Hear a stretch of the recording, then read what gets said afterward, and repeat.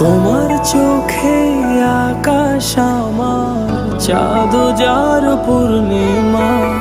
ভেতর থেকে বলছে হৃদয় তুমি আমার প্রিয়তমা।